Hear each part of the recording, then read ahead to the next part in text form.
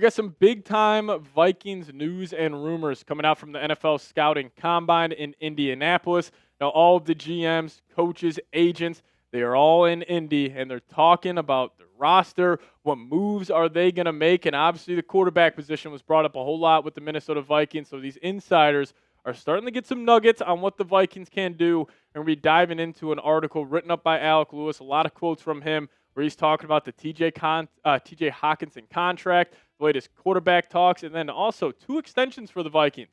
Brian O'Neill and Blake Cashman. We'll talk about that to round out today's show. But before we dive into it, I need your guys' help here. Our bosses challenge us to get 1,000 likes on today's show. It's a lofty goal, but I need your guys' help. So if you guys could go down there, smash that thumbs up icon, make me look good for my bosses, and if you love the Minnesota Vikings, hit that thumbs up button.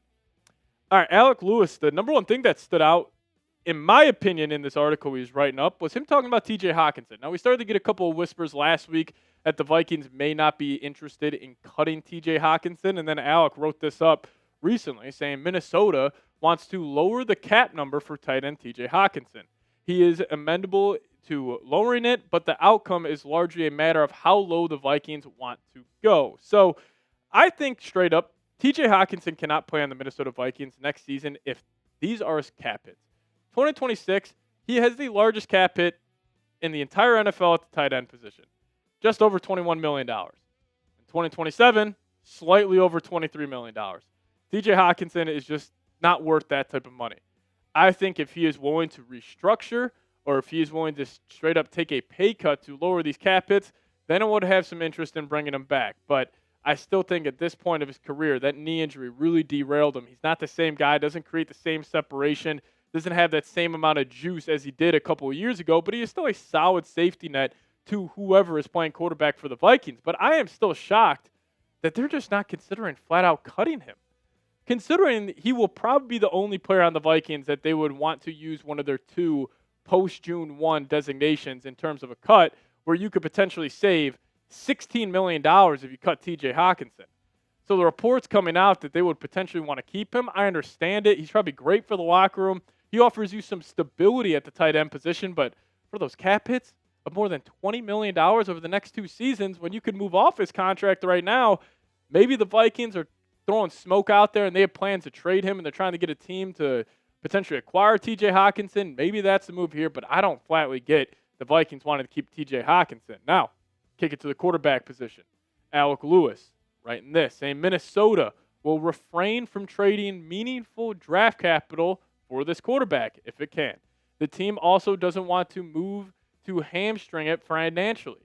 If there's leverage, it's in the faith of available players and agents still in the Vikings infrastructure, even though there is a widely held opinion that the team's passing game is more complex than many others around the NFL. So, talking about the QB buzz, pretty much him saying the Vikings won't trade draft capital. Mac Jones is off the table for the Minnesota Vikings. Now, Mac Jones would make some sense schematically, pocket passer, can get the ball out on time, on target. He does make some sense for the Minnesota Vikings, but since they're not willing to give up draft capital, we can scratch Mac Jones off the list. But now we kick it to the other QB targets that Alec Lewis listed here. Number 1, Kyler Murray. This is my guy. I will go to bat for Kyler. If you are bringing in another quarterback for competition, Kyler Murray is my guy. And that's what Alec Lewis had to say, saying he's accurate. He can make off-script plays, and the Vikings recognize his raw talent. Murray is in a similar position to Smith, talking about Geno Smith, and that the Cardinals will be on the hook for $19.5 million more if Murray is on their roster on March 15th. Release him, and he, too, could be available for the league minimum. Murray becoming a real alternative would spark further in-depth internal discussions about locker room fit and what his presence would mean for J.J. McCarthy. And I think that's the interesting part here because Kyler Murray is my top choice. Like, if you are bringing in a quarterback, I am banking on his raw talent and his raw natural ability. Number 1 overall pick in the draft, Heisman Trophy winner, top 10 pick in the MLB draft. He would still be my top choice. Now, the questions become, what would he mean for J.J. McCarthy? Would Kyler agree to come to the Minnesota Vikings knowing it's a quarterback competition?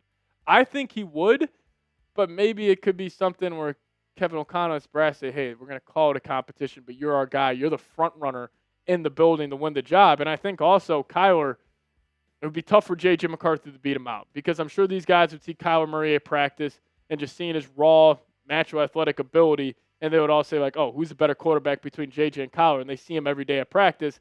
They're all saying Kyler. Now, the downsides of Kyler Murray. Shout out to Warren Sharp for some of these stats. There are some red flags. There's no doubt about it. This past season, he played only 5 of 17 games after suffering a Liz Frank type mid-foot sprain. 2023, played in 8 of 17 games due to rehabbing his prior year ACL injury. And then 2022, suffered the hamstring injury, missed a couple games, and he tore his ACL and meniscus. 2021, suffered a grade 2 ankle sprain and missed multiple games. So the injury history, a concern for Kyler. But also, I did not know this. Kyler Murray, if he is going to play in the NFC North, number one, he's going to play in some cold games in Lambeau, in Soldier Field, late in the year. Well, Kyler, over the last 4 seasons, he's played in one game where it was below 45 degrees.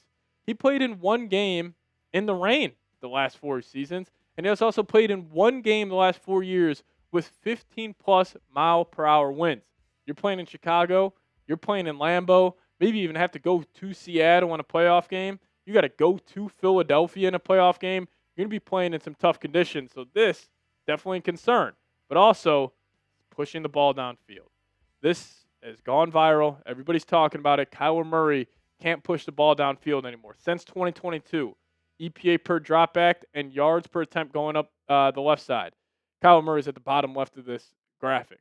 I mean, he is in the conversations with Deshaun Watson and Spencer Rattler in terms of pushing the ball downfield. And he gets even worse, like 25-plus yard passes, 36 out of 36 in completion rates since 2022, 20-yard passes, 40 of 46. Not good in yards per attempt, not good in terms of EPA per attempt. 15-yard passes, 42 of 51, 51 of 51 in terms of EPA per attempt on 15-plus yard passes, and 47th of 51 in yards per attempt at 9.3. Now, with Kyler Murray, I will say he lost DeAndre Hopkins back that season, so since then he hasn't had that down-the-field threat. And my number one argument for Kyler Murray would be look at the Cardinals organization. Look at the coaches he has had.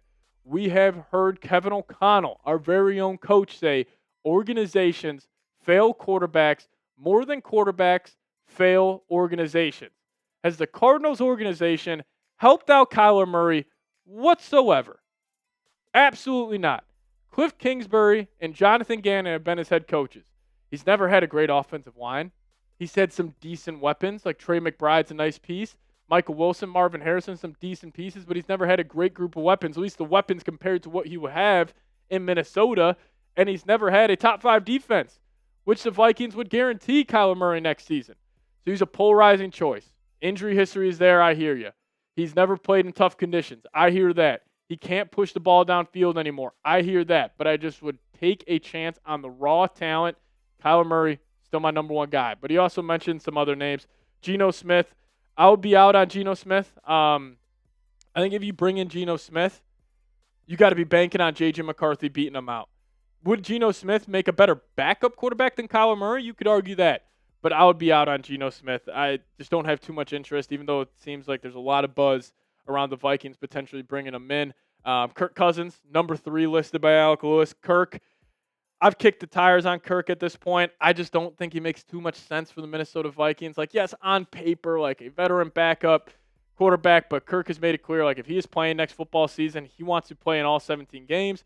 Derek Carr, kind of same situation where if you trade for Derek Carr, he's the 17-game starter. Like, there is no quarterback competition. There is no battle with JJ. Now, let's just say if you bring in, honestly, any of these guys, like Kyler, Geno, Kirk Cousins, or Derek Carr, you start them for the first 2 months, and let's just say the Vikings are 2-6, then you could turn it over to J.J. McCarthy still. But the last one that he mentioned was Joe Flacco. Now, I think the Joe Flacco one's interesting. Because clearly if you bring in Joe Flacco for this Vikings team, he is the backup for J.J. McCarthy, right? There's no doubt about it. And I think if the Vikings, if they do want to kind of go boom or bust next season, where it's like, hey, JJ, we'll trust you for one more year. You end up playing some good football. Like, I think that's an ideal situation for the Vikings. And if you still want that high-end backup, like Joe Flacco would be the number one choice out of all these guys. Veteran, good voice in the ear, JJ McCarthy. So that makes some sense. But my rankings off Alec Lewis's list would be this. Number one, Kyler Murray, then there's a huge gap. Number two, it would be Geno Smith over a guy like Derek Carr because I just think Geno is better than Derek Carr at this point. Joe Flacco would be number four for me. Then Kirk Cousins will be last. I just want the noise. We had Kirk when he was in the prime of his career. He wants to start all 17 games. I just don't think it makes any sense whatsoever for the Vikings to bring back Kirk, but who knows? They might end up doing it. But you guys pick a quarterback for me. If you had to choose the week one starter for next season, let's say we're taking on the Packers in Lambeau, who do you want under center? Is it Kyler? Is it Geno? Is it J.J. McCarthy? Now, I think ideally, like best case scenario, we're all saying J.J. McCarthy because that means the Vikings coaching staff and this front office has shown enough faith or they believe in him starting. So that means he probably got a whole lot better this offseason. I would go J.J. McCarthy 1, Kyler Murray 2. If Geno Smith is the starting quarterback and J.J. McCarthy couldn't beat him out, and that's our week one guy, we probably have a long year ahead of us as Minnesota Vikings fans. But we'll talk about more from the Combine here in just a second. But let me tell you guys about today's presenting sponsor. That is Factor Meals. Now head to factormeals.com/VikingsChat50 off. Use promo code VikingsChat50 off. We'll get you guys 50% off plus free breakfast for 1 year. Now, cold days are here, and if you guys still got some big goals but no time to cook, well, Factor makes healthy eating easy with fully prepared meals designed by dietitians and crafted by chefs. So eat well without the planning or cooking. And they got quality, functional ingredients, including lean proteins, colorful veggies, whole food ingredients, and healthy fats. I love Factor because it's no refined sugars, no artificial sweeteners, no refined seed oils. And here covering the Vikings at Chat Sports, a lot of long days, especially this time of the year. So sometimes I don't feel like making a home-cooked meal. That's where Factors came in and completely changed my life. So head to factormeals.com/VikingsChat50 off. Use promo code VikingsChat50 off to get 50% off plus free breakfast for a year. Eat like a pro this month with Factor. New subscribers only. Varies by plan. One free breakfast item per box for 1 year while your subscription is active. That link for you guys will be in the comment section and description of today's show. All right, some non-quarterback news here. It's always nice to talk about a different position than the quarterback here covering the Vikings this offseason. But Alec was talking about Brian O'Neill and Blake Cashman as both those guys could be extension candidates. Assuming Brian O'Neill reports coming out that he was meeting with the Vikings this past week about an extension, so that deal could be coming here shortly. But that's what Alec was had to say, saying it will take some negotiating, but right tackle Brian O'Neill is an extension candidate. The Vikings met with his representation last week to gauge the possibility. Another core player ripe for an extension is off-ball linebacker Blake Cashman, who has been one of the most underrated cogs in the Vikings' defensive dominance. And I think the extension for Brian O'Neill, would be killing two birds with one stone here. Number one, you get to keep a really good football player at a premium position. And also, there's some chatter out there that the Bears could be acquiring Max Crosby. So when you're in a division with Max Crosby, Aiden Hutchinson, and Micah Parsons, you need good offensive tackles. Brian O'Neill is that. He's still playing some really good football. So that's number one. Also, number two, an extension saves $11.36 million for Brian O'Neill. So clearly the Vikings are still over the cap a lot. Even after cutting Javon Hargrave, Aaron Jones, there still are some moves that need to be done in terms of saving some money with extending Brian O'Neill. Now, Blake Cashman, on the other hand, doesn't save as much, only $4.76 million, but still, Blake Cashman's a hell of a football player. We have also seen this defense really take a step back when he's not in the lineup. He's the one wearing the green dot. He's the one making those final adjustments at the line where, Flores is showing you 20 different looks on a play, then Cashman will get to his adjustment. And we have seen this defense really take a step back when he is not in the lineup. And we've also, and I don't know if this is like a Cashman thing or if this is just a Flores defense thing, but the linebacker next to Cashman always plays great football. It was always like that safety next to Harrison Smith. It was like, oh, Anthony Harris had a good year. Zendejo had a couple of great seasons. Plug-in safeties next to Harrison Smith. They're playing good football. I think the same could be said about Cashman, where it's like this past season, Eric Wilson looked awesome. Ivan Pace the year before, he looked awesome. Cashman, great coverage guy, great speed, great communicator, checks every box of what you would want at a linebacker in Flores' system. So I would extend him, and what could those contract extensions look like? I think Brian O'Neill, you would want to keep it not as many years, but still got to pay him a lot of money, just under $20 million, give him 38. You can make 30 of this guaranteed for Brian O'Neill. I think that would be fair. Then Blake Cashman, 3 years, $42 million, maybe a little much. I mean, the guy did just sign, I think it was 3 for 22 and a half a couple years ago, but more familiar with the system. You could also make the guarantees on this. Let's just say $25 million. So there is a out after the first 2 seasons. But with 2 guys like this, veterans, have played good football in the system, clearly love being Minnesota Vikings. I mean, Blake Cashman growing up here, Brian O'Neill, lifelong Viking. Like, even though these might be slight overpays for these guys, I think they're worth it. They're great for your locker room. So I would do both these deals. But if you guys had to pick one, who would you pick? Brian O'Neill, give me a 75. Blake Cashman, give me a 51. If I had to pick one, I think tackle is a more important position, especially in the division the Vikings are in with the edge rushers. So I would go Brian O'Neill. If you guys have any of your thoughts down below, 75 for B. O'Neill, or give me a 51 for Blake Cashman.